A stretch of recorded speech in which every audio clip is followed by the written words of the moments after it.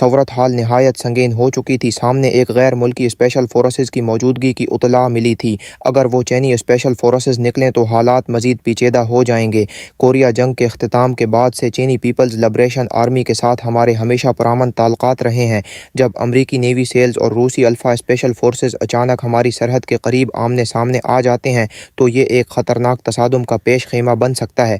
میری شناخت فاش ہونے کے بعد میں روسی ایجنسیوں سے بچنے کی کوشش میں تھا، لیکن بدقسمتی سے جب طیارہ پامیر ہائی وے کے اوپر پرواز کر رہا تھا تو وہ چین کے علاقے واخان کاریڈور کے قریب گر کر تباہ ہو گیا۔ اس طیارے میں موجود روسی ماہر دیمتری تیموف حادثے کے بعد لاپتہ ہو گیا۔ جائے حادثہ کے قریب انسانی سرگرمیوں کے آثار ملے اور تمام عملہ جنگل میں زندہ رہنے کی تربیت یافتہ تھا۔ خوش قسمتی سے بارڈر صرف 10 کلومیٹر کے فاصلے پر تھا۔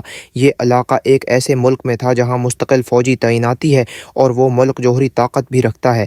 روسی حکام نے ماہر کی تلاش کے لیے اپنی کوششیں تیز کر دیں، مگر امریکی سیل ٹیم بی کے لیے سب سے اہم بات یہ تھی کہ دیمتری روسی ایجنسیوں کے ہاتھ نہ لگے، ورنہ اس کے نتائج تباہ کن ہو سکتے تھے۔ یہ مشن سیل ٹیم بی کے نئے رکن کلی کے لیے پہلا تھا۔ تجربہ کار ساتھی صرف ہنسی مذاق سے اس کے خوف اور گھبراہٹ کو کم کرنے کی کوشش کر رہے تھے۔ رات کی تاریکی میں ٹیم نے سی-18 ٹرانسپورٹ طیارے کے ذریعے چین کی سرحد کے قریب پہنچ کر ہائی آلٹیٹیوڈ ہائی اوپننگ ایہو جمپ کی۔ سیل ٹیم بی نے کامیابی سے لینڈنگ کی اور فوراً کرش سائٹ کی طرف بڑھنا شروع کیا، لیکن جب وہ وہاں پہنچے تو حیرت انگیز طور پر ایک اور ٹیم پہلے سے موجود تھی۔ غالب امکان تھا کہ وہ روس کی الفا فورسز تھیں۔ جیسن نے ہیڈ کوارٹر کو اطلاع دی کہ الفا ٹیم ایک اعلیٰ سطح کی روسی آپریشنل یونٹ ہے جس کی جڑیں KGB کے زمانے سے وابستہ ہیں۔ تمام ٹیم ممبران پوری طرح لیس تھے، مگر چینی فوج کے خوف نے ان کے دل میں بھی لرزہ طاری کر رکھا تھا۔ جب الفا ٹیم وہاں سے چلی گئی تو جیسن اور اس کی ٹیم کو صرف CIA ایجنٹ اور پائلٹ کی لاشیں ملیں۔ دیمتری اور اس کی اہلیہ غائب تھے، مگر کلی کو جہاز کے پچھلے حصے میں خون کے دھبے ملے جو جنوب مشرق کی سمت میں جا رہے تھے۔ چینی فوج کی موجودگی سے بچنے کے لیے جیسن نے hell hound and training dog پر انحصار کیا جو ان کا واحد بچا ہوا فائدہ تھا۔ کلی نے جہاز کو جلانے کی تجویز دی، مگر جیسن نے اسے فوراً روکا کیونکہ اس سے نہ صرف مشن خطرے میں آ سکتا تھا بلکہ ان کی جانیں بھی خطرے میں پڑ جاتے۔ تھوڑی ہی دیر میں ہیل ہاؤنڈ رک گیا اور زمین پر لیٹ گیا۔ کسی خطرے کا احساس ہو چکا تھا۔ جیسن نے آگے بڑھ کر جھاڑیوں میں چھپے دیمتری کو آواز دی۔ وہ گھبرا گیا کیونکہ اسے لگا کہ یہ روسی ایجنٹس ہیں۔ جب اسے یقین دلایا گیا کہ امریکی ٹیم اس کی اور اس کی زخمی بیوی کی مدد کے لیے آئی ہے تو وہ دھیرے دھیرے باہر آیا۔ SOS دیمتری نے بتایا کہ اس کی بیوی کی ٹانگ زخمی ہے۔ ٹیم نے فوری طور پر ابتدائی طبی امداد فراہم کی۔